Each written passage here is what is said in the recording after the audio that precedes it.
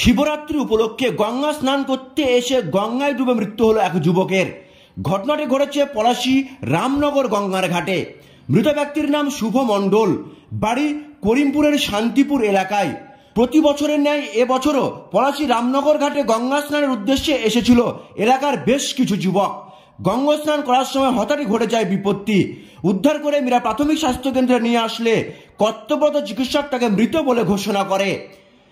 এত আঁটাসাঁটার ভিতরেও কিভাবে ঘটে গেল এই বিপত্তি, কিভাবে ঘটলো এই দুর্ঘটনা, শুনুন একজন প্রত্যক্ষদর্শীর মুখ থেকে।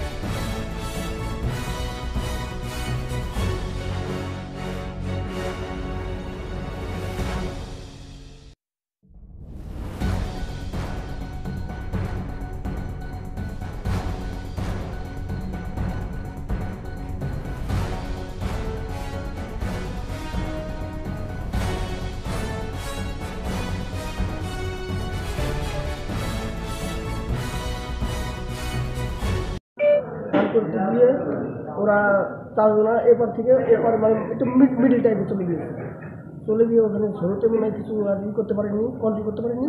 ওইভাবে তার বোর্ডে তুলে গিয়ে ঘটনাটা কখন ঘটেছে? ঘটনা 1 ঘন্টা। কি নাম ওনার? শুভ মন্ডল। কোথায় বাড়ি? কানাইখালী শান্তিপুর। কি উপলক্ষে ঘাটে এসেছিল? উপলক্ষে মোটামুটি স্নান করা উপলক্ষে এসেছিলাম। শিব পুজোর দিন স্নান করতে প্রতি বছরই আসি আমরা। আপনার কি ওই এলাকারই বাড়ি? হ্যাঁ, আমাদের মানে আমার বাড়ি রামতলা মোড়ে, ওর বাড়ি একটু ভিতরে বাড়িটা। আপনার নাম? আমার নাম শুভম শেখ।